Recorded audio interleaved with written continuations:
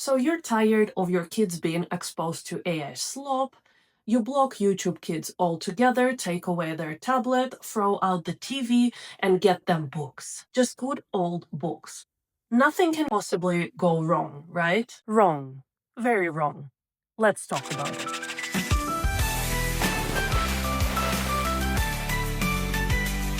Amazon KDP is a very popular destination for shopping kids' books, and unfortunately, it also has a massive AI slop problem. And the people who put this content out there are not always just like silently waiting for someone to hopefully fall into the trap. No. They're very happy to pose as legitimate children's authors. For example, I came across this post on one of the local community pages, and at first I thought, oh, how wholesome, a local author is promoting their books. I better go have a look on Amazon, just as they suggest in the post. And oh boy, did I look.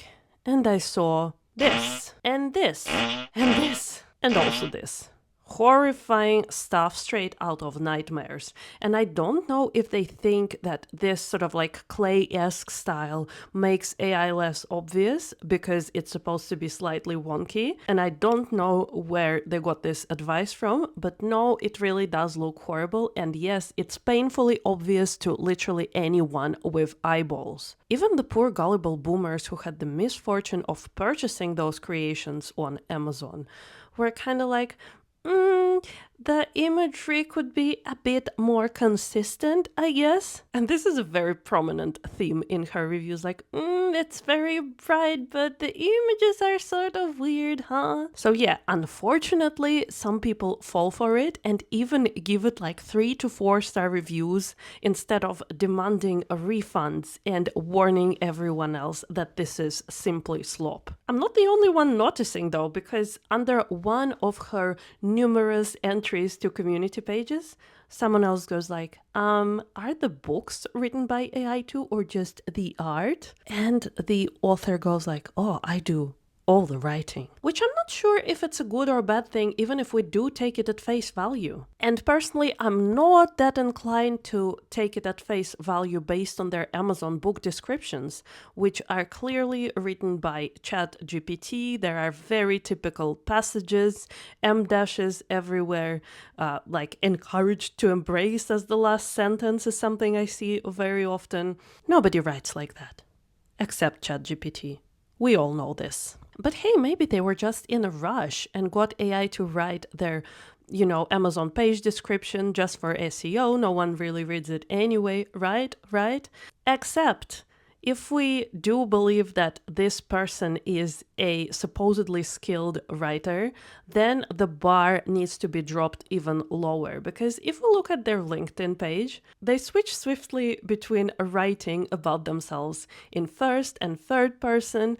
There is no consistency, really weird language, jumbled sentences, and not something a writer would really want to present themselves professionally with, you would think. But a great thing we do discover from the person's LinkedIn page is that they're not just a writer. No, they're also a comedian whose utmost first sentence achievement is 3 performances within the Melbourne Comedy Festival solo shows. Yay, what an achievement!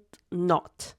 Because you don't even have to audition to be a part of this festival. Like literally anyone is accepted so long as they can hire a venue, of which the festival also often gets a cut from my understanding, and pays a fee, of course.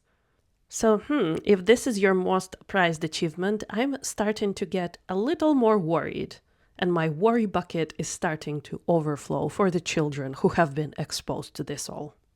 And within the comedy sphere, a special mention goes to this like passage about this person where it says, did she really just say that, Moments? And did she really write all of that about herself? Look, based on what we've seen previously, I really do not think she did. And for those of you who want to witness this wealth of talent's performance, unfortunately, I have a really bad news, because even though they maintain their registration on all those comedy sites for what I'm guessing is SEO and Googleability, they have no upcoming gigs. I'm really sorry to break this news, and you will just have to wipe the tears with pages from Her Majestic Kids books. Jokes aside, in my opinion, this kind of behavior is completely unacceptable. It's unethical, it's disgusting, and it needs to be called out. I'm stopping short of straight up naming and shaming because I don't think doxing and sending targeted hate to anyone engaging in these behaviors is the answer. However, if you see this kind of stuff floating around, I believe speaking out on that local level is very important. But how does this happen, one might ask? Where do these people find the audacity to put this horrifying slop out? Well, maybe that's because if you open YouTube and search for something like a side hustle, every second one is going to be about creating AI slop for kids. Or maybe it's because there are entire tools online that will charge you a very modest sum of money for ability to churn out AI generated books. And if this is the standard that they present on their own website as flagship hero images, I can only imagine the horrors that are born when unexperienced users utilize these things. And if you don't mind screen time in general for your kids, the next video will tell you everything about AI slop on YouTube Kids and how to completely avoid it with a few simple settings.